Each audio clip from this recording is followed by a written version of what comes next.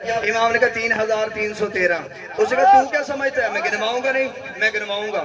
اس نے اپنی فوج سے کہا, اسے کہا سارے کھجور کے درخت کے اوپر چڑھو, سارے کے سارے پھل نیچے گراؤ. ابھی دیکھ لیتے ہیں یہ جو ہاشمی سلونی کا دعویٰ کرتے ہیں کیا یہ حق پہ کرتے ہیں؟ اسے کہا ابھی دیکھ لیتے ہیں یہ 3313 ہیں کہ نہیں. چادر بچھا دی گئی, پھل گننا شروع ہو گئے. امام حسن علیہ السلام ٹہل رہے تھے اور وہ پریشان تھا. میں جملہ تبدیل کر دیتا ہوں, حکومت پریشان تھی, امامت مطمئن تھی. ہائے ہائے ہائے, حکومت پریشان تھی, امامت مطمئن تھی. حکومت کے قدم ڈگمگا رہے تھے, امامت کے چہرے پہ ہلکی سی مسکراہٹ تھی. پریشان حکومت میں سپاہیوں نے کھجوریں گنتے گنتے گنتے گنتے انہوں نے کہا 3313 ہی ہیں, 3313 ہی ہیں. اس کا ایک گھٹاؤ ایک بڑھاؤ, ایک گھٹاؤ ایک بڑھاؤ. انہوں نے کہا گھٹاتے ہیں گھٹتی نہیں, بڑھاتے ہیں بڑھتی نہیں, گھٹاتے ہیں گھٹتی نہیں, بڑھاتے ہیں بڑھنی نہیں. یہ جلدی سے اپنے گھوڑے کی زین پہ آیا. امام نے کہا او جاہل, تو نے سوال پوچھا میں نے جواب دیا, اب بتا بنا کیا تیرے سوال کا؟ تو جیتا کہ میں ہارا, میں جیتا کہ تو ہارا, ہار جیت کا تصور تیرے ذہن میں تھا, اب بتا بنا کیا تیرے سوال کا؟ اس نے کہا مجھے اتنا پتا چل گیا تم جو ہاشمی ہو یہ غیب جانتے ہو, تیرا نانا بھی غیب جانتا تھا, تیرا بابا بھی غیب جانتا تھا,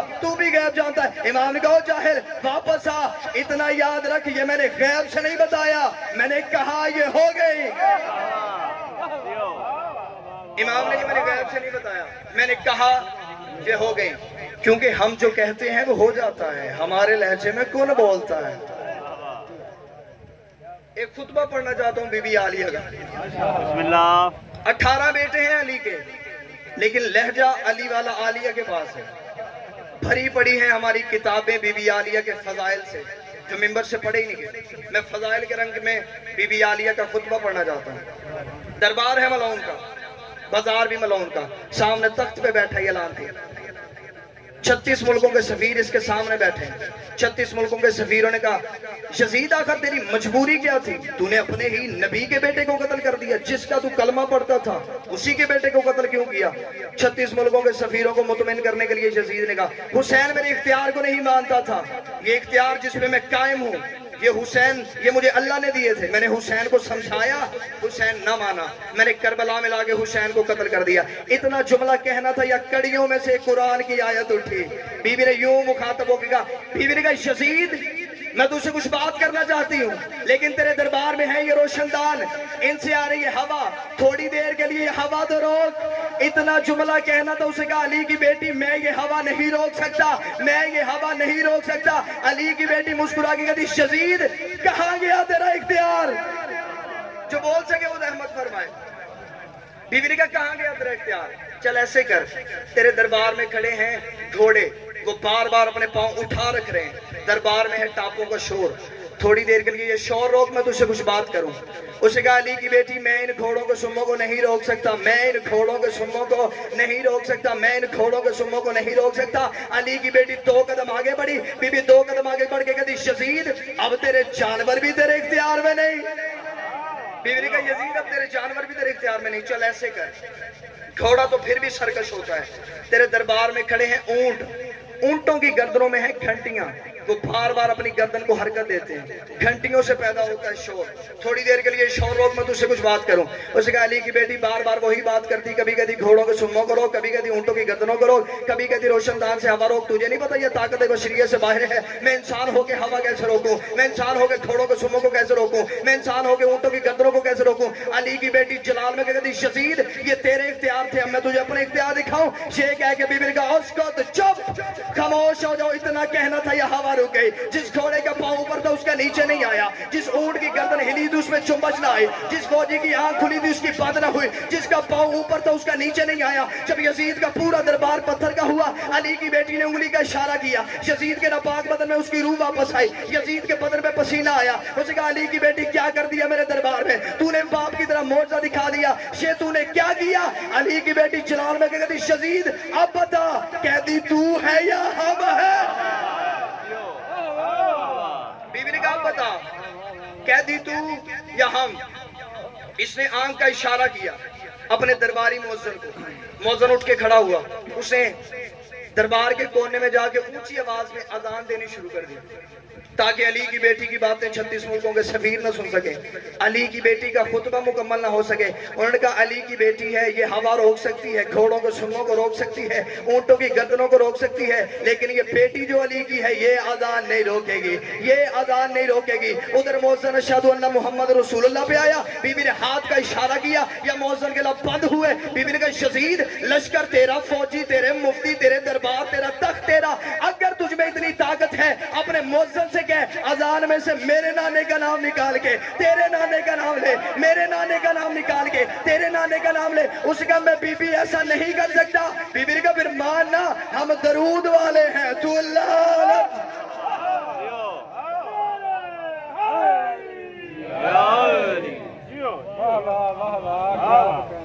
بی بی نے کہا پھر ماننا ہم درود والے ہیں تو لعنت والا ہے۔ ابھی تک زمانہ آل محمد کو کیا سمجھے گا، ان کے تو نوکر سمجھ میں نہیں آتی۔ ایک دن جناب سلمان آئے تھے دہلیز سیدہ پہ، سلمان نے آکے کہا، سلمان نے ایک پیغام دینا تھا اندر سے شہزادی فضہ۔ پوچھا کون ہے دروازے پہ؟ کہا نا سلمان، میں سلمان ہوں۔ کیا کرنے آیا ہے؟ کہا علی کا ایک پیغام دینے کے لیے آیا ہوں۔ فضہ نے کہا سلمان جلدی جلدی سے مجھے پیغام دے۔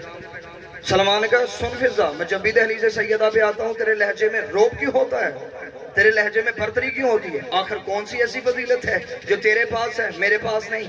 دہلیز سیدہ پہ فضہ ہاتھ رکھے کہتی سلمان بھائی تیرا میرا مقابلہ بنتا نہیں ہے، تیرا میرا مقابلہ بنتا نہیں ہے، مجھے تجھ سے مقابلے کا کرنے کا کوئی شوق نہیں ہے۔ ہاں اگر تو نے بات شروع کر دی ہے تو میں تجھے بتا دیتی ہوں، میں اس کے چہرے کی زیارت کرتی ہوں جس کی اس کے سوا کر ہی کوئی نہیں سکتا۔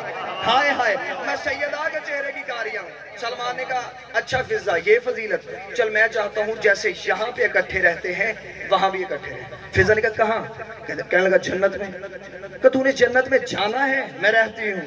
ہائے ہائے تو نے جانا ہے میں رہتی ہوں۔ دہلیز کے ادھر جنت ہے ادھر مدینہ، تو نے جنت میں جانا ہے میں رہتی ہوں۔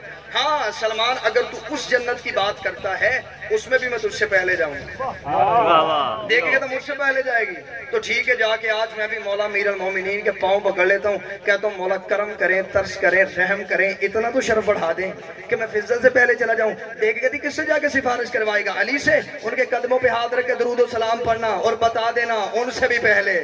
ہائے ہائے علی سے پہلے کا نام آنا تھا یوں آنکھیں غصے سے سرخ، بدن میں کپ کپی، ہاتھوں پہ ریشہ۔ ابھی جا کے رسول سے شکایت کرتا ہوں بیٹا کہہ کے کہ آپ نے مزاج بدل دیا ہے فضہ کا، آج اس نے یہ کہنا شروع کر دیا علی سے پہلے۔ دیکھ گدی جا کے رسول کے قدموں پہ ہاتھ رکھ کے میرا درود و سلام پڑھنا اور قدم چوم کے کہہ دینا کنیز کہتی تھی آپ سے بھی پہلے۔ ہائے ہائے رسول سے پہلے کا نام آنا تھا یوں پھڑپڑاتا ہوا بدن، کپ کپاتا ہوا چہرہ۔ توڑا سلمان محمدی مسجد میں جا کے گرا رسول کے قدموں میں، یا رسول اللہ۔ اتنا جملہ کہنا تھا، رسول نے قدموں کی طرف دیکھے گا، فضہ سے بحث تو نہیں کر کے آیا؟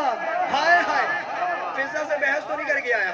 یا رسول اللہ گیا تھا، اس سے کہا تجھ سے پہلے، میں نے برداشت کیا، علی سے پہلے، میں حیران ہوا، یا رسول اللہ آپ سے بھی پہلے، یہ کیا مزاج ہے فضہ کا؟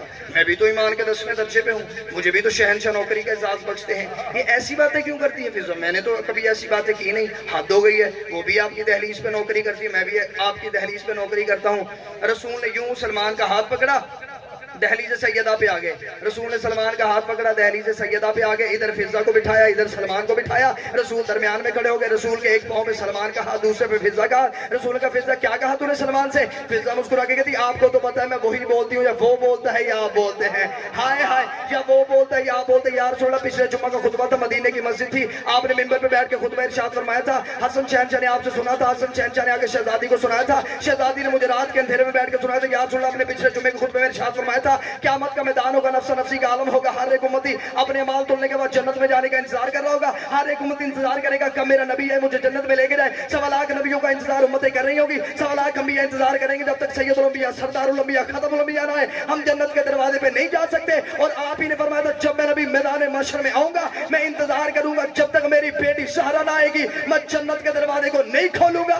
اور آپ ہی نے فرمایا تھا میری بیٹی زہرا ایک نور کی عماری پہ بیٹھ کے آئے گی، آپ نے سلمان کو نہیں بتایا اس عماری کی مہار فضہ کے ہاتھ۔ کیا آپ نے سلمان کو نہیں بتایا؟ آپ نے سلمان کو نہیں بتایا اس عماری کی مہار فضہ کے ہاتھ میں؟ بڑا مارا ہے مسلمانوں نے نبی کی بیٹی کو۔ اور جناب سیدہ کائنات کی وہ واحد مظلومہ ہے جس کے درد بھی چھپا لیے گئے، منبر سے پڑھے بھی نہیں جا سکے، کتابوں میں لکھے بھی نہیں جا سکے، کیونکہ سیدہ نے بیان بھی نہیں کیے۔ آدھے سے زیادہ درد تو وہ ہیں جو بطول نے علی کو بھی نہیں بتائے۔ کسی کو نہیں آتی شہادت، یہ جو کتابوں میں واقعات لکھے ہیں ہم انہیں دہرا دیتے ہیں۔ کتنی زخمی تھی کوئی نہیں جانتا، کتنی زخمی تھی صرف پردے والا جانتا ہے۔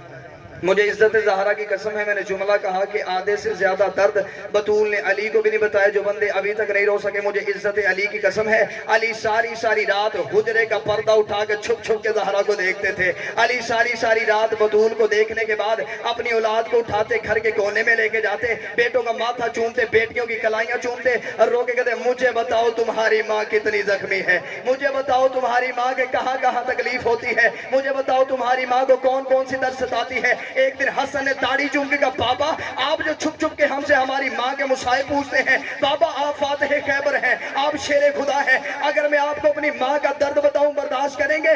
علی نے سر سے امامہ اتارا، کہا حسن مجھے درد بتا۔ حسن نے اپنا دایاں ہاتھ علی کے سر پہ رکھا، کہا بابا آپ کی غربت کی قسم ہے، کئی راتیں ہو گئی ہیں ہماری ماں نماز میں قنوت نہیں پڑھتی، ہماری ماں کے ہاتھ قنوت کے لیے نہیں اٹھتے، ہماری ماں کے بازو شہید